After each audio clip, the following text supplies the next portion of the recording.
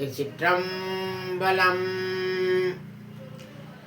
எழுமின் விழுமின் கருதிய கருமம் கைகூடும் வரை உழைமின். சுவாமி விவேகானந்தருடைய அற்புதமான பொன்மொழி. வணக்கம். இன்றைய கேபிஆர் ஜாதக பிரிவில் குலதெய்வ வழிபாடு என்பது பற்றி நாம் சிந்தித்து அறிவோமாக. குலதெய்வ வழிபாடு என்றால் என்ன? முதலில் நம்முடைய வம்சாவளிகள், கல் தோன்றி மண் தோன்றா காலம் முதல் முன் தோன்றி வளர்ந்த இந்த மூத்த குடிகள் ஒரு இயற்கை வழிபாடை செய்து கொண்டிருப்பார்கள். அதற்கு பிறகு ஒவ்வொரு கடவுளர்களின் திருநாமங்களை வைத்து, காவல் தெய்வங்களை வைத்து குலதெய்வ வழிபாடு என்று பின்னாளில் முறையிட்டு வந்தார்கள். புலம்பெயர்ந்த மக்கள் வறுமையின் காரணமாகவும் பிழைப்பு தேடியும் புலம்பெயர்ந்த மக்கள் பெரும்பான்மையாக இந்த குலதெய்வ வழிபாடை மறந்து விடுவார்கள். காரணம், அவர்கள் ஜீவனத்தை தேடி எங்கேயோ சென்று கொண்டிருப்பதனால் இவர்கள் இந்த குலதெய்வ வழிபாடை மறந்து விடுகிறார்கள். ஒரு அமைப்பில் பார்த்தீர்கள் என்றால், அவர்கள் சற்று வசதியான பிற்பாடு அல்லது குழந்தைகள், அவருடைய குழந்தைகள் ஒரு நிலைக்கு வந்து பிறகு உடல் நலம் மனநலம் இதையெல்லாம் பாதிக்கும் பொழுது இவர்கள் தன்னுடைய வம்சாவளி என்ன வழிபட்டார்கள், என்ன முறைகள் செய்தார்கள் என்று தேடிக்கொண்டிருக்கிறார்கள். அப்பொழுது குலதெய்வ வழிபாடு என்றால் என்ன அப்படி என்பது அப்பொழுதுதான் அவர்கள் சிந்திக்கவே தோன்றுகிறது. நிறைய பேருக்கு குலதெய்வ வழிபாடு பெரும்பான்மையாக தெரியாது. இதை தெரிந்து கொள்ள வேண்டும் என்று நினைப்பவர்கள் நம்முடைய முன்னோர்கள் எங்கு வாழ்ந்தார்கள், அவர்கள் எப்படி சூழ்நிலையில் வாழ்ந்தார்கள், எந்த தெய்வத்தை குலதெய்வமாக வழிபட்டார்கள் என்று சரியாக விசாரித்து அறிந்து கொள்ள வேண்டும். நிறைய அன்பர்கள், நான் விசாரித்தேன், அப்படி எதுவும் எனக்கு தெரியவில்லை, அவர்கள் எங்கு வாழ்ந்தார்கள் என்று அவர்களுக்கே சொல்ல தெரியவில்லை, அவர்களது சுற்றத்தாரும் சரியாக குறிப்பிடவில்லை என்று கூறுவார்கள். எனவே இப்படிப்பட்டவர்கள் என்ன செய்யலாம்? குலதெய்வத்தை தேடி அலைந்து கொண்டிருப்பார்கள்.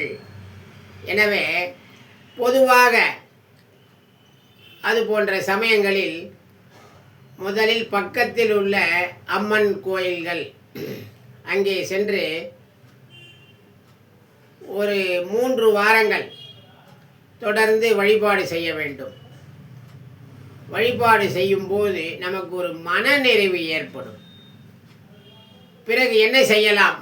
நம்முடைய வீடுகளில் சுபகாரியங்கள் அல்லது அசுபகாரியங்களுடைய தொடர்ச்சி என்றால் அப்பொழுது குலதெய்வ வழிபாடு செய்தாக வேண்டுமே, நம்முடைய அதுதான் குறையாக இருக்கிறது என்று நினைப்பார்கள்.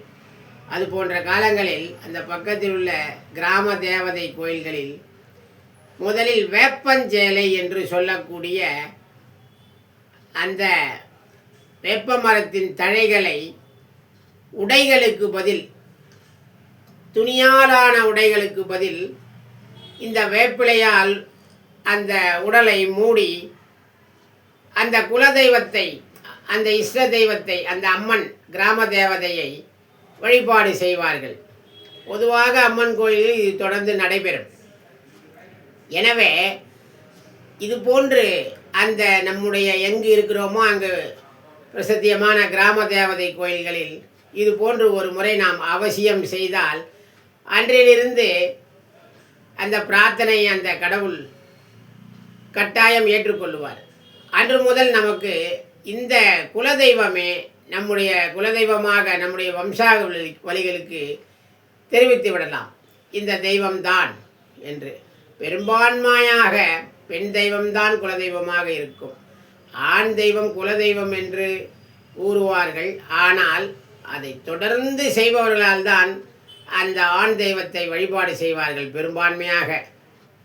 துல்லியமாக சொல்ல வேண்டுமென்றால் பெண் தெய்வம் உள்ள கோயில்களில்தான் குலதெய்வ வழிபாடு என்று சொல்லுவார்கள். புலம்பெயர்ந்தவர்கள் அவரவர் விருப்பம் போல வைத்துக் கொள்வார்கள். இருந்தாலும் குலதெய்வ வழிபாடு தெரிய வேண்டும் என்றால் ஒரு அம்மன் கோயில் 3 வாரங்கள் தொடர்ந்து சுற்றி வந்து 4வது வாரம் வேப்பஞ்சேலை கொடுத்து அந்த கிராம தேவதையினுடைய அனுகிரகம் பெற்று அன்று முதல் அந்த தெய்வத்தையே அவர்களுடைய குலதெய்வமாக ஏற்றுக்கொள்ளலாம்.